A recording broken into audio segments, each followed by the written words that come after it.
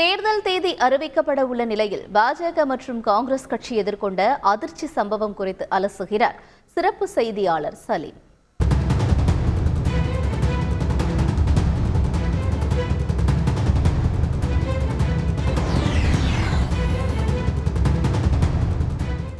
காங்கிரஸ் கட்சிக்கு அதிர்ச்சி அளித்தவர் மம்தா பானர்ஜி, பாஜகவிற்கு அதிர்ச்சி அளித்தவர் பாஜகவினுடைய எம்பிஏ.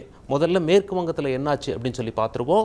இந்தியா கூட்டணி அப்படின்னு சொல்லி நாடு முழுவதும் எதிர்கட்சிகள்லாம் ஒன்று திரண்டு வந்து சுமார் 26-27 கட்சிகள் ஒன்றா வந்தாங்க. ஆனால் யார் மூல காரணமாக இருந்தாரோ நிதிஷ்குமார், அவரே அதிலிருந்து விலகி பாஜகவோடு கூட்டணி வைத்து விட்டார்.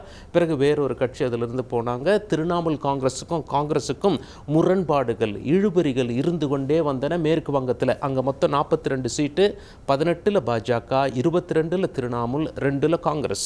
திரிணாமுல் என்ன சொல்லிட்டாங்க, நீங்க ஏற்கனவே 2 சீட்டு தானே ஜெயிச்சிருக்கீங்க, அப்போ உங்களுக்கு நாங்கள் 2 ஒதுக்குறோம் கூட்டணியில். எதற்காக மேற்கு வங்கத்தில் குறிப்பாக மாநில கட்சிகள்லாம் வலுவாக இருக்க மாநிலத்தில் வந்து அதிகம் கொடுங்கன்னு சொல்லி கேட்குறீங்க? உங்களுடைய கடமை, நீங்கள் ஒரு தேசிய கட்சி, நீங்கள் போய் பாஜகவோடு மோதுங்க. ஹிந்தி பேசக்கூடிய மாநிலங்களில் சுமார் 300 சீட்டுகள் இருக்குது, அங்கே போய் நீங்கள் பாஜகவோட மோதலாமே. எங்கள் மாநில கட்சிகளோடு வந்து ஏன் நீங்கள் சீட் அதிகமாக வேணும்னு கேட்குறீங்க? அப்படியெல்லாம் தர முடியாது என்று திரிணாமுல் காங்கிரஸ் கட்சி கூறிவிட்டது. காங்கிரசும் பேச்சுவார்த்தையில் ஈடுபட்டது. ஆனால் அதிர்ச்சி காத்திருந்தது நேற்று.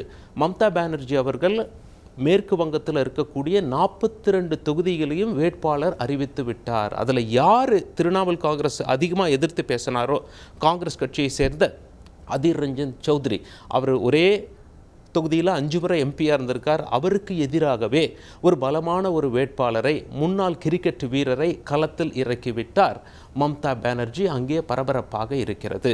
இது ஒரு புறம் இருக்குன்னா, பாஜகவிற்கு அதிர்ச்சி காத்திருந்தது பாஜக எம்பியால். எந்த மாநிலம்னு கேட்டிங்கன்னா, ஹரியானா மாநிலத்தில் உள்ள சிட்டிங் எம்பி, பாஜக எம்பி என்ன பண்ணிட்டார், நான் பாஜகவிலிருந்து விலகி காங்கிரஸ் கட்சியோடு சேருகிறேன், கொள்கை ரீதியாக எனக்கு காங்கிரஸ் கட்சி தான் சரியாக இருக்கும் அப்படின்னு சொல்லி சாதாரணமாக தேர்தல் நேரத்தில் எந்த கட்சிக்கு வெற்றி வாய்ப்பு இருக்கிறதோ அந்த கட்சிக்கு தாவுவது வழக்கம். இப்போ பாஜக தான் வெற்றி வாய்ப்பு அதிகமாக இருக்குது அப்படின்னு சொல்லி பேசுகின்ற இந்த நேரத்தில் ஒரு சிட்டிங் எம்பி பாஜகவிலிருந்து விலகி எதிர்கட்சியில் போய் சேருகிறார்னா அது மிகப்பெரிய ஆச்சரியத்தை ஏற்படுத்திவிட்டது எதிர்கட்சிகள் மத்தியிலும் ஆளும் கட்சிகள் மத்தியிலும். ஏற்கனவே தேர்தல் ஆணையத்தில் நடந்த சலசலப்பு இன்னும் அடங்காத நேரத்தில் இந்த 2 கட்சிக்குள்ளும் இப்படி ஒரு சலசலப்பு ஏற்பட்டுள்ளது. தேர்தல் ஆணையத்தில் என்னாச்சு அப்படிங்கிறது உங்களுக்கு தெரியும்.